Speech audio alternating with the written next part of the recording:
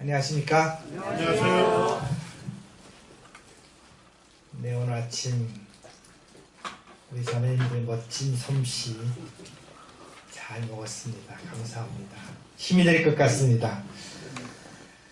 예, 지금 제가 8년째 사역을 하면서 오늘 이 교제를 기도하면서 생각을 많이 해봤습니다. 서로 돌아보라. 그 와중에서 무엇으로, 오늘 시간은 무엇으로입니다. 무엇으로 돌아볼 수 있을까? 그 제목은 예수 그리스도를 닮는 삶으로 그것이 되었을 때 우리는 서로 돌아볼 수가 있다. 그 제목 주제로 준비하도록 하겠습니다. 사역을 8년 하면서 예전에 박용시 형제는 모임의 일꾼한테 속을 많이 썩인 사람이겠다 하는 생각을 했습니다. 1번, 구원받은 지 오래됐어요. 78년도에 구원받았으니까. 두 번째, 목소리가 크거든요. 세 번째, 일하는 방법을 압니다. 네 번째, 때로는 주머니도 열을 줄 압니다. 그럼 일꾼 입장에서는 불편한 사람일까요? 왜? 이런 사람은 제가 사역을 해보니까 이런 사람은 불편하더라고요. 뭐가 빠졌기 때문에요? 영적으로 성장이 되지 않은 상태에서, 예수 그리스도를 닮지 않은 상태에서, 목소리 크고 교회 오래 다녔고 사람을 이렇게 흔들 줄 알고, 그런 사람은 일꾼한테 정말 짐이 되겠구나. 제가 묵동에서 강릉 내려오면서 김윤수 형제를 한번 찾아갔습니다. 그리고 사과를 드렸습니다. 형님, 제가 형제님을 많이 괴롭혔네요. 죄송합니다. 이제 용서해 주십시오 하고 50 넘은 사람이 진심으로 사과하는 시간을 가졌던 것은, 그 전에 제가 주님을 섬기면서 뭐 적당히 섬긴 건 아니었던 것 같아요. 열심히 섬겼거든요. 근데 누구의 의로? 박용시라는 사람의 의로 열심히 섬기다 보니까는 때로는 목소리도 크게 나왔고, 그런 것들이 제가 이렇게 역력하게 나타났던 모습을 보면서 먼저 되신 형제님한테 사과하는 그런 시간을 가졌던 것 같습니다. 흔히들 구원받고 천국 가는 삶을 우리는 소망하고 있잖아요. 그러니까 우리가 구원받고 천국 가는 그 사이의 삶, 흔히들 우리가 뭐 어떤 그 교단을 보면은 예수 믿고 구원받은 다음에 천국 가는 삶, 그 사이의 삶이 없다 보니까는 그 교단의 사람들이 어려워하는 그런 것을 보고 있을 수가 있고, 우리 역시 이런 부분에 대해서 정리를 할 수 있는 시간이 없다면 우리에게도 어려움이 되는 그와 같은 시간이 될 수도 있겠다 하는 생각으로, 무엇으로 서로를 격려할 것인가? 우리는 영적으로 성장해야 된다. 예수 그리스도를 닮았을 때 그 근원으로 우리는 서로를 격려하고 돌아볼 수 있는 것이라는 시간을 갖도록 하겠습니다. 창세기 1장 26절에서는요, 하나님께서 창세기를 열어가면서 이와 같은 모습으로 우리에게 얘기를 합니다. 다 같이 읽어보겠습니다. 하나님이 이르시되 우리의 형상을 따라 우리의 모양대로 우리가 사람을 만들고 그들로 바다와 물고기와 하늘의 새와 가축과 온 땅과 땅에 기는 모든 것을 다스리게 하자. 하나님께서 인간을 창조할 때요, 하나님의 형상을 따라서, 하나님의 모양을 따라서 인간을 만들었다는 겁니다. 인간에게는 하나님과 연결되는 공통점이 존재한다는 이야기일까요? 공통되는 것이 존재하는 겁니다. 그래서 아담은요, 하나님을 인격적으로 만나기도 하고 감정적으로 만나기도 하고 그가 가지고 있는 의지를 갖고 선택하기도 하고, 또 하나님께서 부여하신 그 다스림의 권위를 가지고 짐승들을 다 다스릴 수 있는 그와 같은 특권을 받은 것이죠. 인간들에게도 창조의 능력이 있을까요? 네? 인간에게. 왜? 짐승들한테는 없는 창조의 능력이 인간들에게 있거든요. 알루미늄을 만드는 것은요, A라는 물질과 B라는 물질을 섞어서 새로운 물건을 만들어내는 거예요. 세상에 있는 짐승은 어떤 홈이 하나 만들지는 못하지만 인간은 아파트도 짓고 자동차도 만들고 비행기도 만들고 이와 같은 창조에, 근원적인 창조는 할 수 없지만 하나님의 만드신 것을 갖고 이것을 움직여서 새로운 것을 만들 수 있는 그런 창조의 능력을 하나님의 형상을 따라 만들었기 때문에 우리들은 그와 같은 것을 가질 수가 있는 인간이죠. 그래서 이 하나님의 형상을 닮았기 때문에 하나님과 교제를 할 수 있는 겁니다. 하나님과 관계를 할 수 있게끔 만들어낸 것이죠. 그래서 성경에 보면 아담과 하와는 하나님께 아주 부드럽게 대화를 하였나요? 처음에는 아침 저녁으로 하나님을 만나고 하나님과 대화를 하고 그와 같은 관계 속에서 잘 된 것이죠. 오늘날은 사자가 저 정글에서 사람을 만나면은 어떻게 하나요? 덤비잖아요. 그죠? 어떻게 하려고 덤비잖아요. 근데 그것은 인간이 범죄하면서 하나님께 불순종할 때 그 밑에 있는 피조물이 하나님께서 짐승들을 다스릴 수 있는 그 권세에 대한 도전이 시작된 것이죠. 원래는 사람이 탁 나타나면 짐승들은 어떻게 돼야 되는 거예요? 쫙 피해줘야 되는 것이죠. 그리고 같이 있어야 되는 것이죠. 이게 아마 천연왕국 때 우리에게 다시 회복되지 않는가 하는 그런 생각을 하게 됩니다. 그래서 인간들은요, 하나님과 원활한 관계를 가지고 그분과 대화하고 그분과 이렇게 생활할 수 있게끔 만드는 것이 인간입니다. 그래서 창조의 목적은요, 사람들을 자신의 형상대로 만들어서 하나님의 이름을 영광받게 하고 또 당신의 사역에 동참시킨 거였습니다. 그래서 아담에게 제일 처음에 사역에 동참시킨 것은 짐승들을 다스리는 거였어요. 그 다음에 충만케 하는 거였었어요. 그것을 통해서 하나님께서 인간을 만든 그 사역에 일을 감당할 수 있게끔 만든 것이죠. 그래서 인간은 하나님의 형상대로 창조되었다.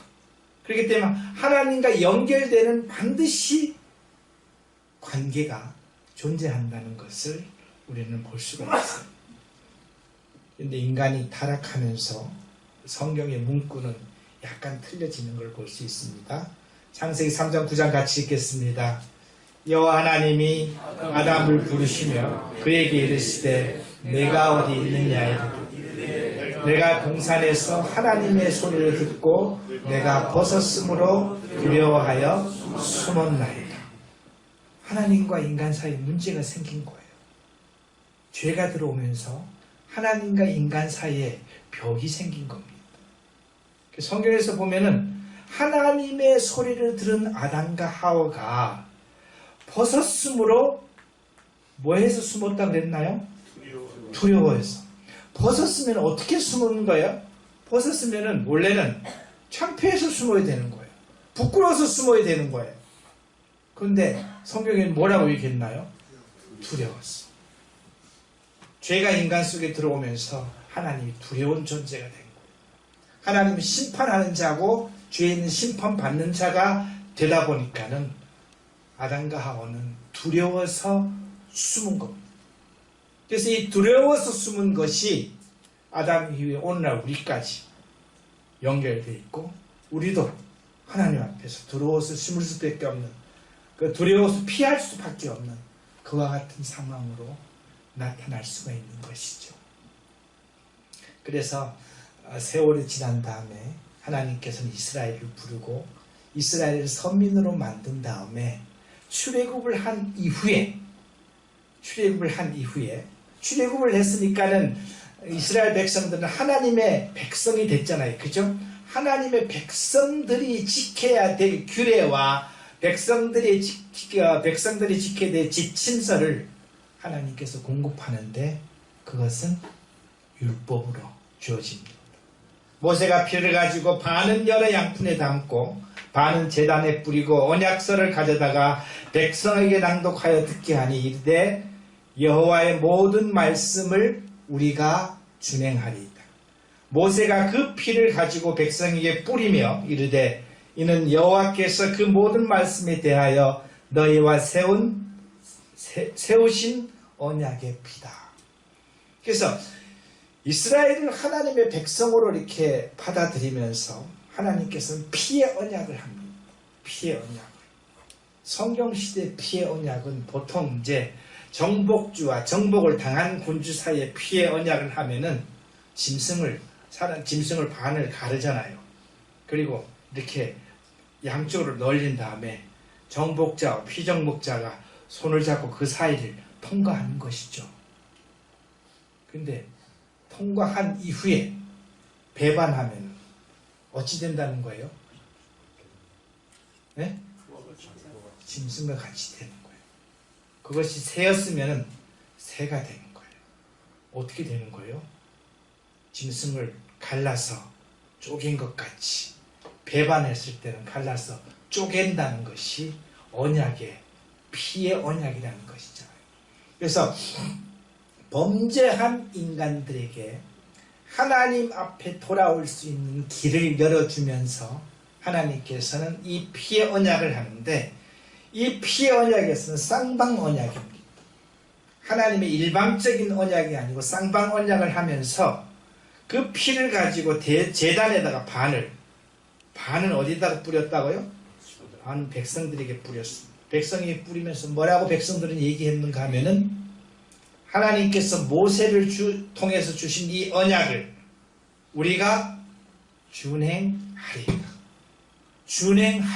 이렇게 하면서 자기들이 이 하나님의 백성으로서의 지침과 하나님의 백성으로서 지켜야 될 것을 우리가 마땅히 행하겠다고 하나님 앞에 이 고백하는 모습을 통해서 언약식이 체결된 것입니다.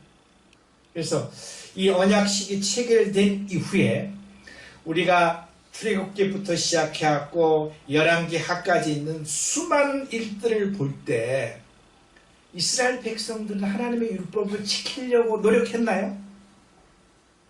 부단한 노력도 했죠. 그런데 지켜졌나요? 지켜지지도 못했습니다. 그러니까는 우리가 그 사이에 구약 성경을 보면은 이스라엘 백성이 지키려고 노력하다가 안 되고 하나님 앞에 혼나고 회개하고 다시 또 돌아와서 지키려고 노력하다가 또 못 지키고 혼나고 회개하고 이와 같은 것이 구약 성경 전체를 통해서 계속 반복이 되고 있는데 하나님께서는 레위기 26장에서 너희가 죄를 처음 정하면 무엇을 징계할 것이고 그 다음에 죄를 지면 또 무엇을 할 것이고 쭉 가다가 마지막에 그래도 너희들이 나를 죄를 지으면 마지막 징벌을 뭘 한다 그러나요? 세상에 너희들을 흩어버리겠다. 그러니까 마지막 재앙까지 이스라엘 백성들은 끝내 갈 수밖에 없는 그와 같은 율법을 지키려고 노력해도 지켜지지 않고 그와 같은 모습들을 이스라엘은 약 1000년 넘는 시간들을 계속 가져갈 수밖에 없는 그와 같은 사람들을 살았던 것이죠. 그래서 BC 586년 그러니까 북왕국 이스라엘이 722년에 망했으니까 136년이 지난 586년은요. 하나님께서 레위기 26장을 통해서 약속한 너희들이 하다가 죄를 짓다가 이까지 가면은 내가 너희를 전 세계에 흩어버리겠다. 그게 했던 것이 바로 586년이고 이 586년에 하나님께서는 이미 북왕국 이스라엘은 아시리아를 통해서 흩어버렸고 남유다를 지금 어디로 옮겨가고 있는 거예요? 바벨론은 포로로 잡혀가고 있는 그 시점에 하나님은 새로 등장하는 모습을 볼 수가 있습니다. 에레미야 31장에 보면요. 이 언약은 새 언약입니다. 이 언약은 내가 그들의 조상들의 손을 잡고 애굽 땅에서 인도하여 내던 날에 맺은 것과 같이 아니할 것은 내가 그들의 남편이 되었어도 그들이 내 언약을 깨뜨렸습니다. 여호와의 말씀입니다. 누가 언약을 깨뜨렸다고요? 이스라엘이. 그럼 언약을 깨뜨리면 어떻게 되는 거야? 아까는요? 피 뿌리며 언약을 했으니까 예, 새가 되는 거예요. 짐승이 되는 거예요. 그래서 지금 현재 이스라엘은 포로로 잡혀서 바벨론으로 질질 끌려가고 있는 그 시점에 하나님께서 새로 등장하십니다. 뭐라고 등장하는가 하면은 너네들 힘으로 해보긴 해봤지. 그런데 되디? 그러니까 지금 현재 안 됐잖아요. 안 돼서 지금 포로로 잡혀가고 있잖아요. 그죠? 그래서 내가 너희와 새 언약을 체결할게 하면서 밑에 이야기를 합니다. 그러나 그날 이후에 내가 이스라엘 집과 맺은 언약은 이러하니 곧 내가 나의 법을 그들 속에 두며 그들의 마음에 기록하여 지금까지 이스라엘 백성과 하나님의 이 언약은 어디에다 새겨놨나요? 돌판에다가 멀리. 그것도 지금 어디에 있나요? 그 돌판은 언약궤 속에 있다가 어느 순간 그것까지도 없어졌네요. 그죠? 그 돌판에 새겼던 것을 갖고 너희들이 지키려고 노력하려고 그렇게 해도 지금 안 돼갖고 지금 현재 잡혀가고 있거든. 그런데 내가 너희들하고 새 언약을 줄 텐데 그것은 어디다 새긴다고요? 마음판에 새긴다는 거예요. 돌판에 새긴 것을 이렇게 힐끔 보고 그것을 잊어먹을 수 있는데 마음판에 새겨놓으면은 항상 생각이 날까요? 항상 마음판에다 세운 것인데 나는 그들의 하나님이 되고 그들은 나의 하나님이다. 하나님의 언약의 공통점은요. 아브라함의 언약, 신의 산의 언약, 새 언약의 공통점은 하나님은 우리는 하나님의 백성이 되고 하나님은 우리의 왕이 되시면서 하나님이 되시는 거예요. 그러니까 이와 같은 관계 속에서 존재하게 하는 것이죠. 그래서 이스라엘이 지금 현재 율법을 지키다가 못 지키는 이 시간에 하나님께서는요 새 언약을 이스라엘에게 줍니다. 에스겔서에 보면 더 구체적으로 나오는데요. 맑은 물을 너에게 뿌려서 너희를 정결하게 하되 곧 너희 모든 더러운 것에서와 모든 우상 숭배에서 너희를 정결하게 할 것이며 또 새 영을 너희 속에 두고 새 마음을 너희에게 주되 너희 육신의 굳은 마음을 제거하고 부드러운 마음을 줄 것이며 또 내 영을 너희 속에 두어 너희로 내 율례를 행하게 하리니 너희가 내 규례를 지켜서 행할지다. 지금 이스라엘 백성이 뭐 해서 지금 바벨론으로 포로 잡혀가고 있는 거예요? 하나님의 율례를 행하지 못했기 때문에 지킬 수가 없어갖고 어겨서 지금 현재 벌받으면서 바벨론으로 잡혀가고 있는 이 시점에 하나님께서는요 엄청난 선물을 이스라엘에게 선물을 합니다. 지금까지 이스라엘은요 하나님을 만나려면은 예루살렘 성전에 가야지만 만날 수가 있는 거예요. 예루살렘 성전에 가지 않으면은 하나님을 만날 수 없는 그런 민족이었잖아요. 그죠? 그런데 하나님께서 놀라운 이야기를 합니다. 내 영, 하나님의 영을 너희 마음속에 두어서 하나님의 마음속을 너희 마음속에 두어서 내 영을 너희 속에 두어 너희로 내 율례를 행하게 하리니. 그럼 여기서 이 율례를 행하는 주체가 누가 되는 거예요? 네? 영이에요? 이스라엘이에요? 지금까지는 주체가 누구였어요? 이스라엘이 지키다가 안 된 이 시점에서 하나님께서는 어떤 걸 바꾸나요? 행함의 주체를 바꾸는 거예요. 내 영을 내 마음속에 집어넣어서 그 영의 도움과 그 영의 힘으로 율례를 지킬 수 있게끔 하겠다고 하나님께서 약속하신 것이 새 언약이 됩니다. 이게 586년도에 우리에게 주어지는 것이죠. 이 새 언약이 우리와는 어떤 관계를 갖고 있으면서 이 새 언약이 우리는 어떻게 연결할 것인가를 볼 필요가 있습니다. 그리스도의 새 언약. 우리가 누가복음 22장 우리가 자주 보는 말씀이잖아요. 떡과 잔을 나눌 때 우리가 20절에 보면은 저녁 먹은 후에 잔도 그와 같이 하여 이르시되 이 잔은 같이 읽겠습니다. 내 피로 세우는 새 언약이니 곧 너희를 위하여 붓는 것이라. 새 언약의 적용은요 이중적으로 적용이 됩니다.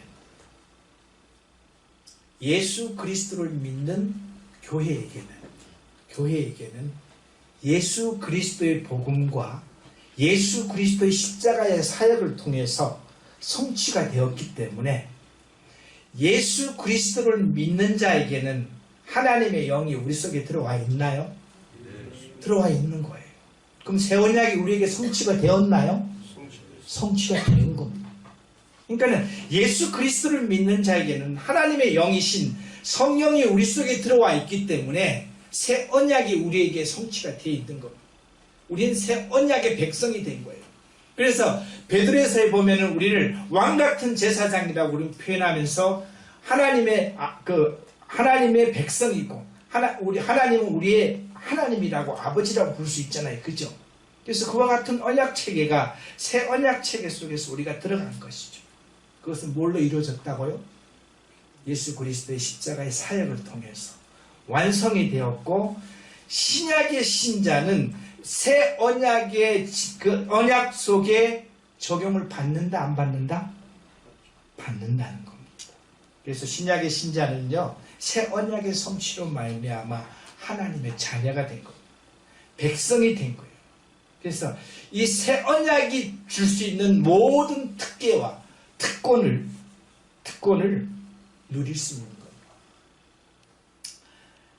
신약의 신자가 가장 큰 특권으로 누릴 수 있는 것이 물론 십자가를 통해서 우리가 영원한 나라에 갈 수 있다는 그런 특권도 있지만 신약의 신자가 가장 특권으로 누릴 수 있는 것은 저는 뭐냐고 생각하면은 하나님을 24시간 어디서든지 마음만 먹으면 만날 수 있다는 겁니다.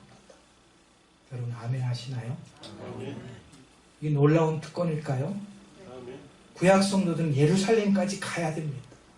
시간이 정해져 있어요. 빈손을 갈 수가 없습니다. 짐승을 가지고 가야 됐어요. 그와 같은 복잡한 절차를 갖고도 하나님을 만날 수가 없었는데 신약에 있는 성도들은요 하나님의 영이 우리 속에 있기 때문에 우리가 마음만 보고 그분의 임재를 인정하고 그분과 대화를 하면은 24시간 언제나 어디서나 그분과 대화를 할 수 있다는 겁니다. 특권일까요? 놀라운 특권입니다. 이 특권을 우리가 인식하면서 산다는 것은 그리스도인이 가지고 있는 놀라운 축복을 평상시의 삶을 통해서 살아낼 수가 있는 겁니다. 요한복음 3장에 보면은 우리가 예수 믿는 자는 영생을 얻었고 그랬잖아요. 그죠? 그럼 우리 영생은 언제 들어가는 거예요? 이미 들어갔나요? 들어갔습니다. 근데 빌립보서에 보면은 두렵고 떨림으로 너희 구원을 또 이루라 그랬으니까 또 어떻게 된 거예요? 또 육체의 속량을 기다리라 그랬으니까 우리의 구원에 과거, 현재, 미래가 다 존재하고 있네요. 그럼 우리 영생은 어떻게 되었을까요? 우리 영생을 지금 누릴 수가 있나요? 신자들은 영생을 누릴 수 있나요? 왜 영생을 누릴 수 있는 거예요? 이게 우리에게 주는 특권이지 않습니까? 그죠? 영적으로는 우리는 영생에 들어갔고 신자는 영적으로 죽임을 당하나요? 영적으로는 죽음을 당하지 않는 것이죠. 죽음을 벗어났잖아요. 우리는 영적으로 이미 영생에 들어가 있는 거예요. 그럼 영적으로 영생에 들어가 있으면 이 순간 우리 영생의 축복을 누릴 수 있는 존재일까요? 영적인 축복을 누릴 수 있는 존재인 거예요. 그런데 그 영적인 축복을 누리지 못하면은 내 것을 지금 못 찾아먹는 거예요. 오늘 그 얘기를 한번 해보도록 하겠습니다. 그래서 신약의 신자는요, 새 언약의 성취로 말미암아 놀라운 수혜자가 됩니다. 그럼 이스라엘에게는 언제 성취가 되느냐? 마지막 때, 민족적으로 회개가 일어날 때, 그때 이스라엘에게는 민족적으로 새 언약이 성취가 되는 겁니다. 그러면 우리가 더 특권을 많이 받은 거예요? 이스라엘이 특권을 더 많이 받은 거예요? 교회가 훨씬 더 많은 특권을 받은 것이죠. 이것이 교회가 가지고 있는 놀라운 특권인 거예요. 우리는 새 언약 아래서 하나님께서 준비한 모든 것을 누릴 수 있는 이와 같은 축복을 하나님께서 우리에게 주셨다는 것입니다. 하나님께서는요, 인간이 거룩하신 하나님과 화목함을 완성하기 위해서는요, 하나님의 세 가지 사역이 있었기 때문에 가능합니다. 우리 이 세 가지 사역을 한번 보도록 하겠습니다. 제일 처음에 속죄. 이건 죄사의식이에요. 대신 죽어주는 속죄의식입니다. 이 제사의식은요, 언제 이루어졌죠?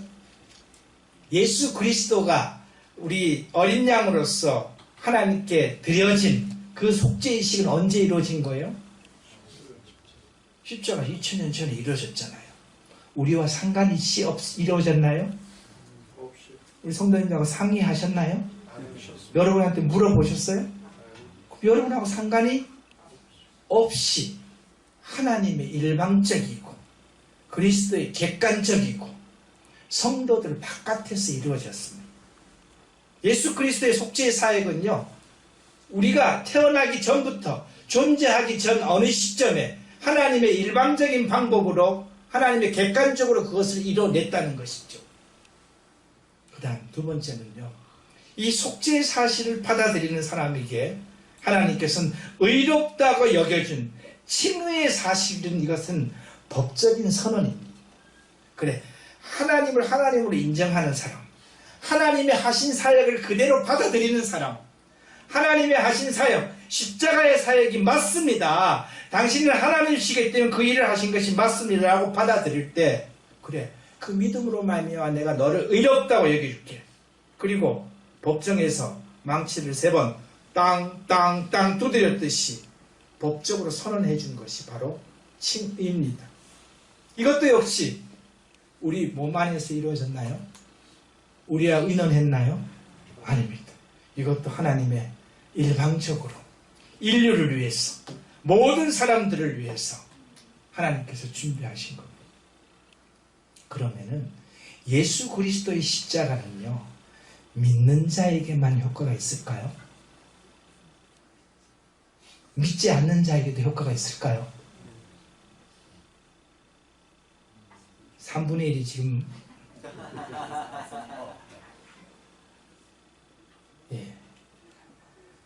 예수 그리스도의 십자가의 구속은요, 세상 사람들에게, 모든 사람들에게 다 베풀어 주셨는데 그것을 받아들이는 자에게 효력이 발생되는 겁니다.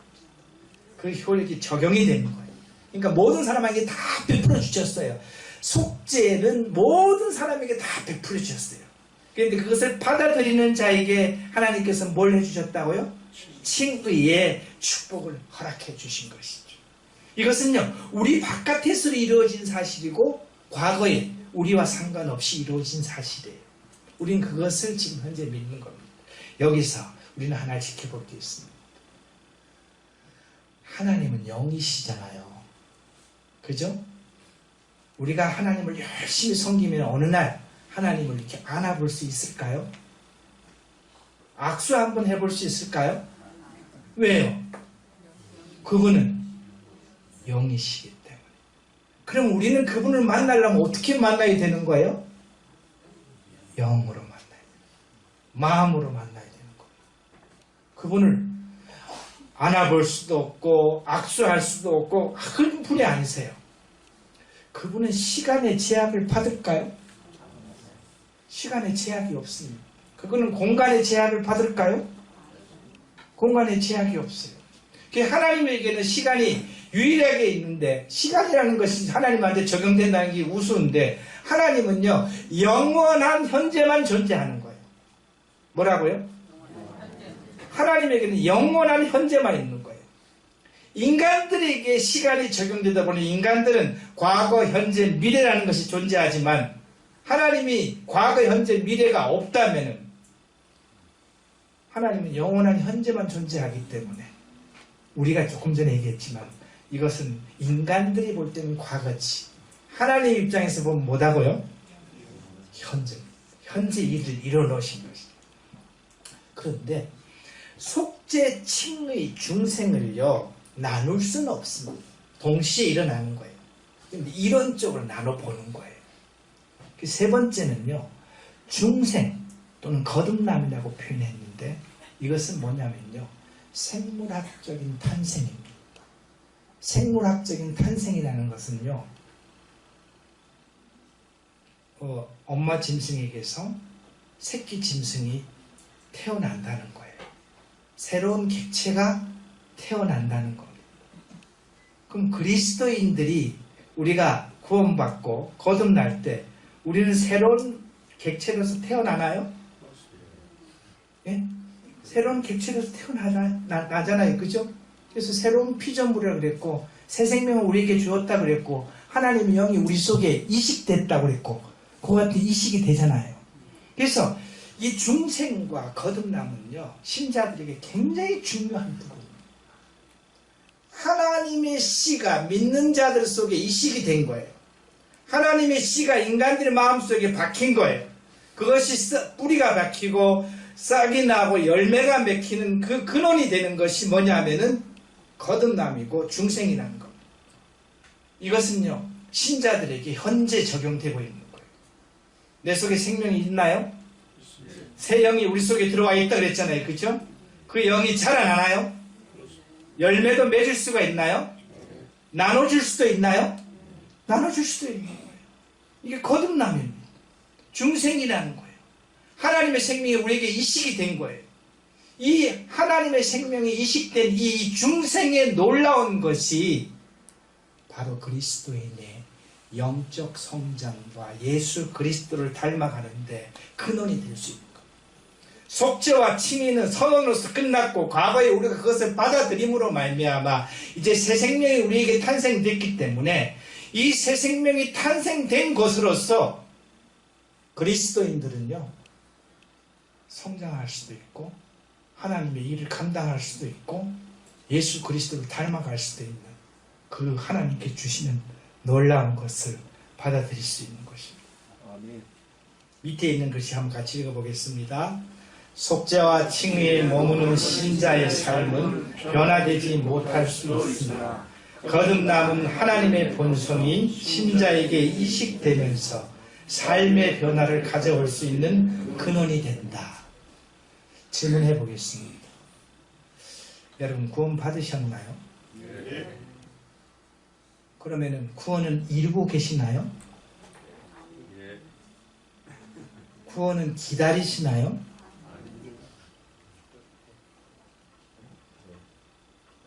세 가지가 다 나한테 적용되나요? 네. 그러면 당신이 저같이 이렇게 세 가지를 다 생각하는 사람이, 예를 들어서 우리 김아령 형제님한테 김아령 씨는 구원 받았습니까? 이렇게 얘기하면은 뭐라고 대답해야 되나요? 구원 받았다고 얘기하면은 조금 구원을 이루어야 되잖아요. 기다려야 되잖아요. 이렇게 얘기하면 어떻게 우리는 대답해야 되죠? 여러분 어떻게 대답해야 되나요? 가장 좋은 표현은요, 저는 거듭났습니다 라고 표현하면 그것이 되게 되는 거예요. 영적으로는 이미 영생을 취했지만 육체적으로는 영생을 기다리고 있다고요? 육체적인 영생을 기다리고 있다. 이미 이루었지만 아직 덜 이루어진 게 있는 거예요. 육체의 부활과 육체의 이 부활은 나에게 더 있기 때문에 그것을 기다리고 있는 거예요. 그렇지만 내가 거듭난 생명은 이미 출발했나요? 출발한 거예요. 그래서 저는 언제 거듭났습니다 표현하면 이것이 정리가 딱 될 수 있는 것이. 그 밑에서 보면요, 속죄와 칭의에 머무르는 자는 영적으로 성장할 수 없다는 거예요. 내 속에 살아있는 생명이 움직이는 것을 느끼지 못하고 내 속에 있는 생명이 이 자라고 열매를 맺는 것을 경험하지 못한 사람들은 예수 그리스도를 닮는 삶을 살 수가 없는 것이죠. 영적으로 성장할 수 없는 거예요. 어떻게 보면 하나님의 사역에 동참하기가 쉽지 않은 겁니다. 그래서 모임 내에서도 이 성화에 대한 가르침이 없는 모임에서는 이 부분이 많이 어려움이 있는 그런 부분들이 있는 것이죠. 그래서 성화의 삶을 살아내는 데 있어서는 우리 속에 하나님의 생명이 이식되어 있는 이 중생이라는 것은 놀라운 것을 가지고 온다. 로마서 1장에 보면은 제가 로마서를 공부하다 보니까 또 여기 또 로마서 선생님이 계시더라고. 예. 로마서 1장에 보면요, 하나님의 의가 복음 속에 나타납니다. 세 번역입니다. 하나님의 의라는 것이 나타납니다. 하나님의 의가 어디에서 나타난다고요? 복음 속에서 나타난다는 겁니다. 이 일로 오로지 믿음의 근거에서 이 하나님의 의라는 것이 존재하는데 하나님의 의가 어디에서 나타난다는 거예요? 복음을 통해서 나타난다는 거예요. 그런데 이 하나님의 의를 받아들이는 수단이 있는데 그 수단이 뭐라는 거죠? 믿음이라는 것이죠. 그래서 세 번역에는 이것을 이렇게 얘기했습니다. 이것은 믿음에서 출발하여 믿음을 목표로 합니다. 이렇게 했어요. 우리가 개역 개정에서는 믿음에서 믿음에 의린다 이렇게 표현했었는데 믿음에서 출발하여 믿음의 목표로 한다 이렇게 표현했습니다. 복음에는 하나님의 의가 나타난다 그랬는데 하나님의 의는 무엇일까요? 중요한 단어입니다. 이것이 정리가 될 필요가 있습니다. 하나님의 의가 나타난다 그랬는데 이 하나님의 의를 믿음으로 받아들이는 자에게는 하나님의 의가 믿는 자에게 들어와서 믿음을 더욱더 큰 믿음으로 더 많은 믿음을 누릴 수 있게끔 하는데 하나님의 의라는 것은 무엇일까요? 우리 같이 읽어보겠습니다. 시작. 죄인을 의롭다 하는 하나님의 방법이면서 과정이라고 맥도날드 형제님은 얘기했습니다. 죄인을 의롭다 하는 하나님의 방법이면서 과정. 그러면 죄인을 의롭다 하는 하나님의 방법과 과정은 아까 말했듯이 요한복음 3장 16절에 있는 영생을 얻었고도 포함이 될 것이고 빌립보서에 있는 말씀 중에서 두렵고 떨림으로 구원을 이루라는 말씀도 적용될 것이고 그 다음에 로마서에 있는 네 육체의 속량을 기다리라는 부분도 이루어질 것이고 이 구원의 전 과정을 전개하고 마무리하고 이루어가는 것을 뭐라고 얘기했다고 성경은? 하나님의 의라고 표현했어요. 그러니까 이 하나님의 의가 있기 때문에 하나님의 의를 믿음으로 받아들일 때는 우리가 더 큰 의를, 더 큰 믿음을 누릴 수 있는 특권을 우리가 가질 수 있다는 것입니다. ESV에서는 이렇게 표현했네요. 하나님의 의를요, 하나님과의 관계로서도 설명을 했습니다. 아담과 하와가 죄를 지면서 뭐가 끊어졌나요? 하나님과의 관계가 단절이 된 거예요. 그러니까 하나님과 좋은 관계, 다른 책에서는 하나님과 좋은 관계로서 표현했어요. 하나님과 의를. 그래서 하나님이 사람을 이 구원의 관계로 들어가게 하려고 행하시는 전체 과정을 뭐라고 얘기한다고요? 하나님의 의라고 표현했어요. 그 밑에 작은 글씨지만 보이죠? 같이 읽어보겠습니다. 칭의 과정에서 은혜에 대한 반응인 믿을 때 하나님의 의가 처음으로 부여되고 중생과 성화의 과정에서 점진적으로 더 많은 의가 부여되며 지위와 신분이 일치되는 영화일 때 하나님의 의가 절정에 이른다.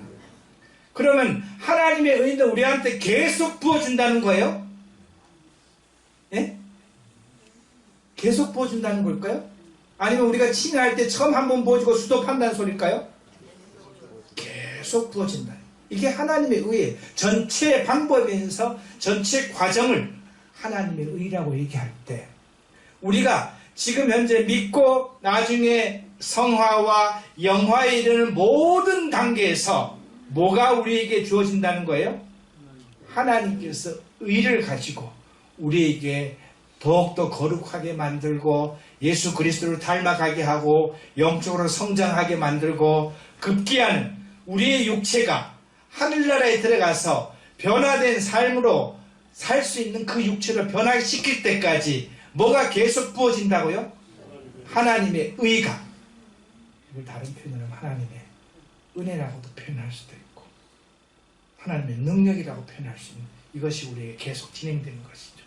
그래서 믿음으로 말미암아 살리라 했는데 살리라는 것은요 두 가지입니다. 하나는요 종말적으로 영생에 들어간다는 표현이고요. 두 번째는 현재의 삶 속에서 빨간 글씨 읽어보겠습니다.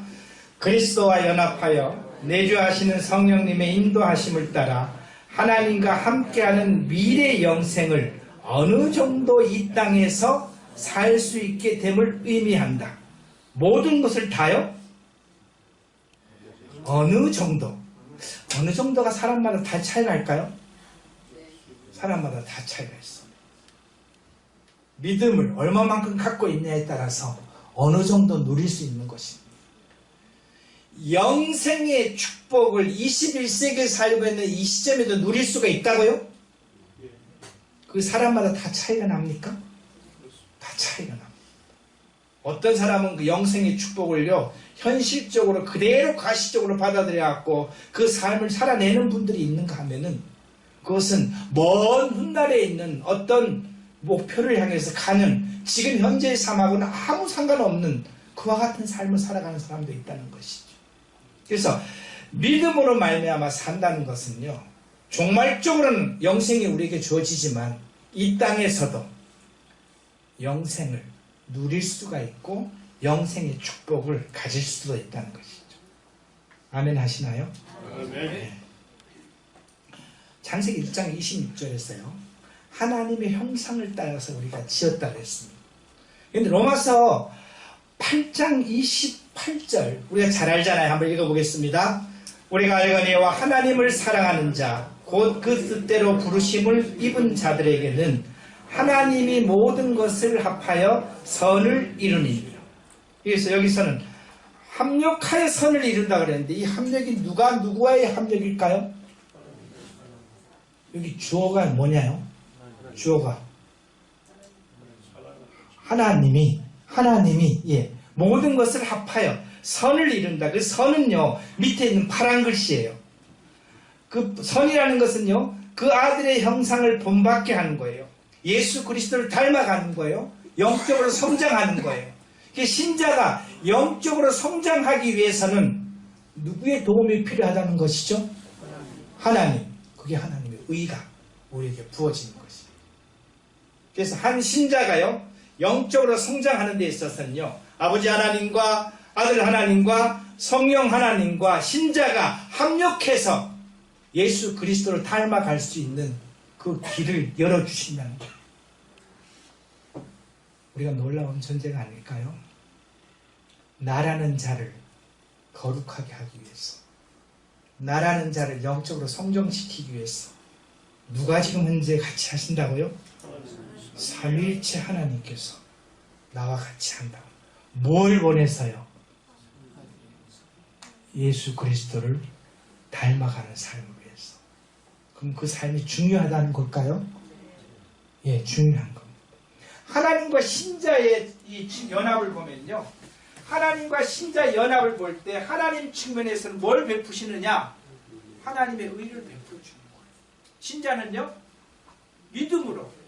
믿음으로써 그것을 받아들이면서 신자는 지금 현재 구원을 이루어갈까요? 구원을 이루어가는 겁니다. 예수 그리스도를 닮아가고 먼 훗날 영화로운 그런 몸으로 될 때까지 성자들은, 신자들은. 그래서 하나님과 인간이 연합될 때 이와 같은 축복을 누릴 수 있다는 것입니다. 칭의라는 선물은요, 요한계시록 보면은 누구든지 생명책에 기록되지 못한 자는 불못에 던지우더라. 칭의는 신자를 어디까지 보호해 줄 수 있을까요? 칭의는 백보자 심판에 가는 것을 막아주는 것이 칭의입니다. 칭의는 끝까지 책임져줘요. 어디까지 책임져 준다고요? 백보자 심판에 가지 않게끔 책임져 주는 거예요. 그래서 신자는 백보자 심판 앞에 서나요?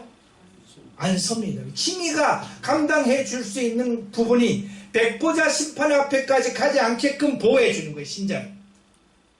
근데 신자들은 한 심판대에 더 서잖아요.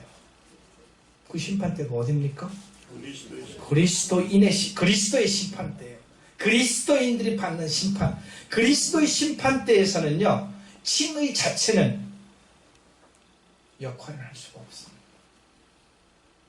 그럼 그리스도의 심판대에서는 그리스도인으로서 어떻게 살았느냐, 구원받은 그리스도인으로서 어떻게 살았느냐, 구원받은 그리스도인으로서 예수 그리스도를 닮은 삶을 살았느냐, 영적으로 성장했느냐, 그것으로 말미암아 하나님을 섬기고 사역을 감당하고 하나님께 예배드리느냐에 따라서 그리스도의 심판대 앞에서 잘했다 못했다를 적용한다는 것이죠.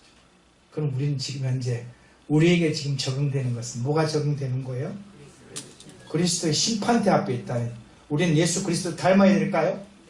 영적으로 성장해야 될까요? 영적으로 성장해야 되는 거예요. 그것이 아니면은 그리스도의 심판대 앞에서 우리는 부끄러움으로 하나님 앞에 설 수밖에 없는 것입니다. 성경에 보면 그리스도의 위치에 따라서 성경의 이야기가 조금씩 틀려집니다. 내 안에 계신 그리스도. 예를 들어서 갈라디아서 2장 20절을 잘 보면 오직 내 안에 그리스도께서 사시는 것이다 이렇게 표현되어 있잖아요. 그죠? 성경을 보다가 내 안에 그리스도께서 내 안에 계시다 그러면 성령님이세요. 내 안에 계시다 그러면은 성령께서 나와 무슨 일을 하자고 하는 겁니다. 지금. 뭔가를 지금 같이 하자는 거예요. 성령이 우리 속에 들어와서 우리를 거룩하게 하나요? 영적으로 성장하는데 도움을 주나요? 말씀을 깨닫게 해주나요? 복음을 증거하게 해주나요? 이와 같은 일을 그리스도께서 내 속에 들어왔을 때는 그런 일들을 하는 거예요. 또 한편으로 보면요, 그리스도 안에 있는 나예요. 그리스도 안에 있는 나. 고린도전서 보면 그리스도 예수 안에서 거룩하여지고 성도라. 성도라는 이 신분이잖아요. 그죠? 그리스도 안에 있는 나는요, 신분적인 축복입니다. 성도라는 것, 의인이라는 것, 우리가 축복을 받는 유업자라는 것, 이런 신분과 연관되어 있는 것이 바로 이와 같은 부분들이다. 성경을 보실 때 지금 현재 우리는 이 그리스도를 닮아가는 삶은 지금 뭐와 연관이 있는 거예요? 내 안에 계신 그리스도가 어떻게 하느냐, 영적으로 성장하는 그리스도를 닮아가는 성경적 원리는요, 같이 읽어보겠습니다. 거듭난 그리스도인은 하나님의 시야에서 볼 때 예수 그리스도의 죽으심, 부활, 승천에 있어 예수님과 하나로 연합되었기 때문에 옛사람이 그분과 함께 죽었고 그리스도 안에서 새 생명으로 살 수 있다. 우리는요, 이 시점에서 하나님의 시각을 볼 필요가 있습니다. 거듭난 그리스도인은 하나님이 볼 때는 누구와 지금 현재 동일시 본다는 거예요? 예수 그리스도와 동일하게 본다는 겁니다. 그러니까 예수 그리스도가 십자가에 달려 죽었다면은 예수 그리스도를 믿는 사람은 하나님이 볼 때 죽었다는 거예요? 살았다는 거예요? 죽었다는 거예요. 예수 그리스도께서 부활했다고 보면은 하나님이 볼 때 믿는 자는 부활했다고 보는 거예요? 안 했다고 보는 거예요? 부활했다고 보는 거예요. 이게 하나님의 시야입니다. 하나님의 시각입니다. 저와 여러분들을 하나님은 지금 현재 어떻게 본다고요? 누구와 동일하게 본다고요? 예수 그리스도와 동일하게 본다. 이것을 성경적으로는 연합이라고 표현하는 겁니다. 이것을 우리말로 표현하면 동일시로 보는 거예요. 동일시. 보세요. 이 안에 있는 여기 있는 요것이 제가 이렇게 덮어갖고 이렇게 움직이면은 성경만 움직이는 거예요? 아까 거기 있는 파란 게 같이 움직이는 거예요? 같이 움직여. 이게 하나님의 시야예요. 하나님의 시각이에요. 그래서요, 그리스도가 부활해갖고 새 생명을 갖고 있으면 신자도 새 생명이 있을까요? 하나님이 그렇게 보시는 거예요. 우리를 재판하시고 모든 것을 책임지시는 하나님께서 그렇게 보면은 우리는 어떻게 하면 될까요? 그게 여긴다는 거예요. 여긴다는 것은요, 의인이 아닌 사람을 의인으로 봐주는 것을 여긴다고 그랬잖아요. 그죠? 의인이 아닌 나를 의인으로 하나님께서 봐주니까는 나는 어떻게 받아들이면 돼요? 하나님이 봐준 그대로 내가 의인으로 여겨주면은 하나님과 나는 맞았나요? 지금 현재? 하나님이 연결고리가 이게 연결되었나요? 이것이 여긴다는 거죠. 로마서 6장 11절에 보면요, 이와 같이 너희도 너희 자신의 죄에 대해서 죽은 자요 그리스도 예수 안에서 하나님께 대해서 산 자로 뭐한다? 여기라. 그래서 칭의는요, 죄사함과 영적 출생의 기초가 되는 것이고, 거듭남과 연합은요, 예수 그리스도를 닮아가는데 원동력이 됩니다. 왜서요? 누가 나를 그렇게 봐주기 때문에? 하나님이 나를 그렇게 봐주기 때문에 하나님이 봐준 대로 살면은 우리는 의인으로 살아갈 수 있다는 거예요. 하나님의 아들로 살 수 있다는 거예요. 영원한 나라의 백성으로 살 수 있다는 거예요. 이게 하나님이 나를 봐주는 거예요. 그렇게 봐주는 거예요. 그게 연합이고 동일시되는 겁니다. 우리 침례받을 때 물속에서 잠겼다가 올라올 때 우리는 뭐라고 표현하나요? 파란 글씨만 보면은 이제부터 옛 생명은 죽었고 새 생명으로 살겠습니다라고 우리 고백했나요? 선언했나요? 선언만 하고 그 삶 안 사나요? 그럼 어떻게 되는 거예요? 우리는 그 삶을 살아내야 돼요. 그 삶을 살아내야 돼요. 그래서 만일 우리가 그의 죽으심과 같은 모양으로 연합한 자가 되었으면 또한 그의 부활과 같은 모양으로 연합된 자다. 그래서 고린도 후서에 보면 그러므로 우리들을 보고 새로운 피조물이라고.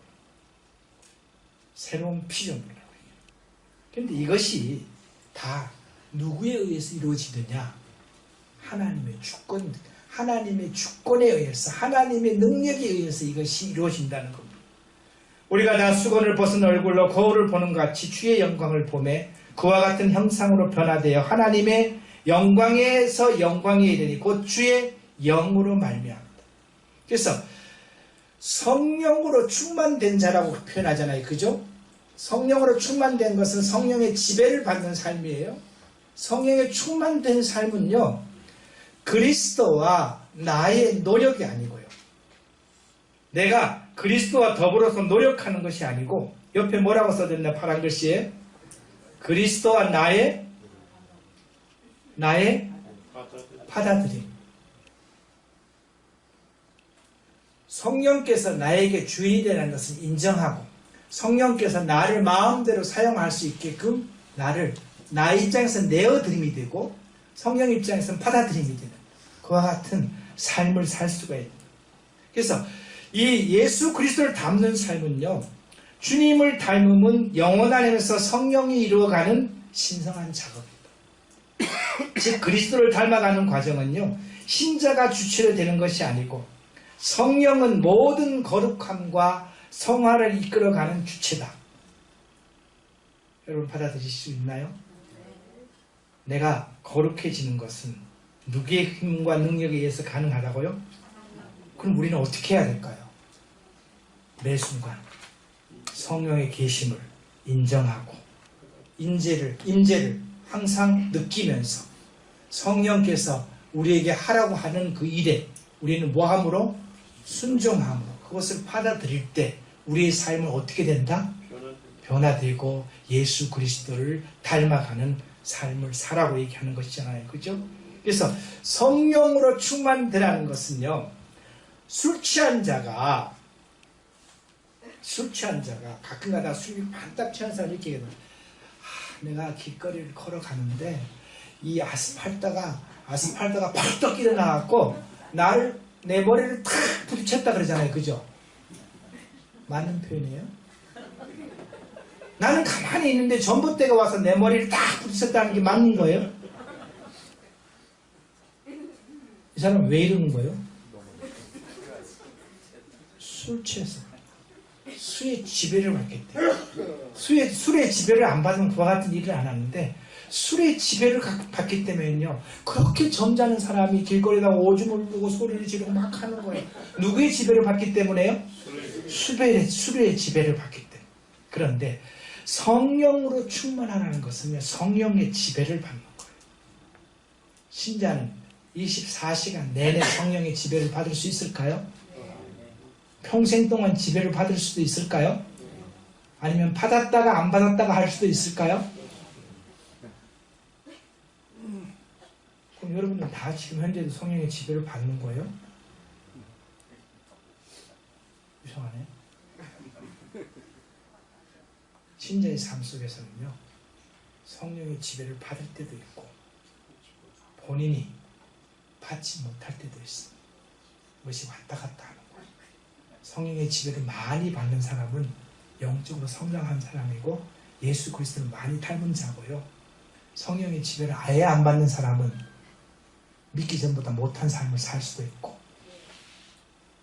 영적으로 아무 성장 안 된 그와 같은 삶을 살 수 있다는 것이죠. 아까 말씀드렸잖아요. 이는 성령을 더 많이 받아들이라는 것이 아니고 성령이 나를 더 많이 지배하도록 나를 내어드리는 거예요.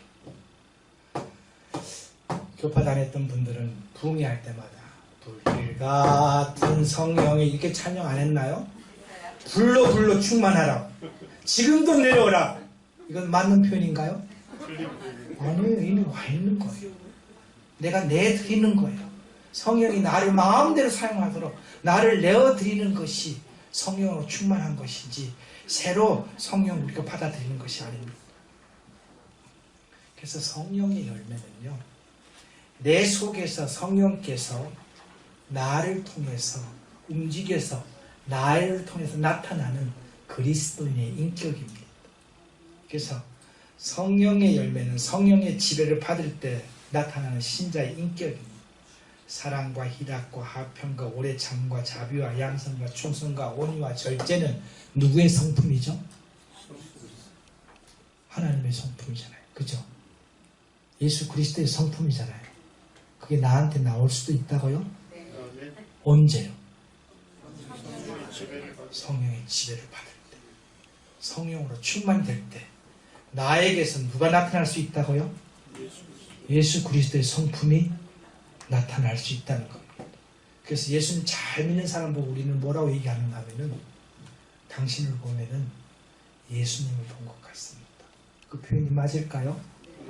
맞는 표현이고, 내 속에 성령이 계시다는 것을 인정하고 성령께서 나에게 하라는 대로 순종하고 그 뜻대로 살아가는 사람에게는 그 사람을 통해서 하나님의 성품이 나타나나 안 나타난다? 나타난다는 거예요.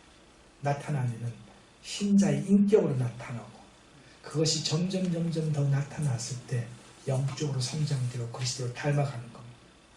이런 자가 교회에서 일을 하면은 교회는 행복할까요? 행복합니다. 교회는 건강할까요? 건강합니다. 그래서 이것은 점진적으로 닮아가는 거고요. 일순간에 되는 것이 아니에요. 이건 점진적으로 되는 겁니다. 영적으로 성장하는 길은 한 단어로 정리해봤습니다. 우리가 믿음으로 의에 이르고 중생의 생물학적 탄생을 통해서 하나님의 그 성품이 나한테 이식된 것을 통해서 우리는요, 하나님의 시야를 바라봅니다. 하나님은 우리를 뭘로 본다고요? 누구와 같이 본다고요? 예수 그리스도와 동일하게 본다. 그럼 나는 어떻게 하면 된다고요? 여기는 거예요. 하나님이 봐주는 대로 그냥 보고 아멘 하답하면서 살아가는 겁니다. 그랬을 때 맨 밑에 있는 빨간 글씨를 같이 읽어보겠습니다. 그리스도가 신자를 통해 그리스도의 삶을 살아내는 것이 영적으로 성장된 삶이고 예수 그리스도를 닮아간 삶이고 성령으로 충만된 삶이고. 누가요? 그리스도가 누구를 통해서? 신자를 통해서 누구의 삶을 살아낸다고요? 그러면 그 신자를 통해서 누구의 인격이 나타날까요? 그리스도의 인격이 나타나는 거. 이게 그리스도를 닮아가는 거. 그래서 우리 만화 영화에 보면 손오공 보면 머리털 이렇게 뽑아갖고 푹 불면 어떻게 되죠? 새끼 손오공들이 막 나와서 자기들끼리 막 싸우고 있잖아요. 그죠? 우리 주님이 원하시는 게 이거예요. 이 땅에 수많은 작은 예수들이 예수 그리스도의 성품을 닮은 성령의 지배를 받는 수많은 작은 예수들이 이 땅에서 누구의 일을 대신해 주기를 원한다? 그리스도의 사역을 대신해 주기를 원하는 거예요. 실은 우리 주님은요, 당신의 사역을 완성하고 올라가셨나요? 십자가의 사역은 완성했지만 하나님 나라를 완성하는 그 사역은 완성했나요? 그 사역은 완성 못했어. 그건 누구한테 맡긴 거예요? 교회한테 맡긴 거고. 이와 같이 작은 예수한테 예수 그리스도를 닮은 성령의 지배를 받는 자들에게 맡기고 지금 현재 보좌 우편에 계신 거잖아요. 그럼 그 일을 누가 해야 된다고요? 작은 예수들이 해야 돼요. 이 작은 예수는요, 예수 그리스도를 닮은 자입니다. 성령의 지배를 받는 자예요. 영적으로 성장된 자가 작은 예수의 삶을 살아갈 수 있는 것입니다. 다 같이 읽어보겠습니다. 그리스도 예수 안에 있는 신자의 삶은 예수 그리스도를 온전히 닮아 성령의 열매인 신자의 변화된 인격을 통하여 하나님께 영광 돌리고 작은 예수로서 그분의 사역을 감당하는 것이다. 기도하겠습니다. 아버지 하나님, 오늘 예수 그리스도를 닮아가는 삶에 대해서 교제할 수 있도록 도와주신 것 감사합니다. 하나님의 의를 때에 따라서 저희들에게 부어주시고 그 의를 믿음으로 받아들일 때 신자의 삶이 변하고 구원에 이르는 놀라운 과정들을 하나님께서 우리에게 주신다는 것을 볼 때 하나님께 감사합니다. 아버지 하나님, 믿음으로 이것을 우리가 받아들이고 여길 수 있는 놀라운 신앙의 삶을 살 수 있도록 허락하여 주시옵소서. 예수 그리스도 이름으로 기도드렸습니다. 아멘. 감사합니다.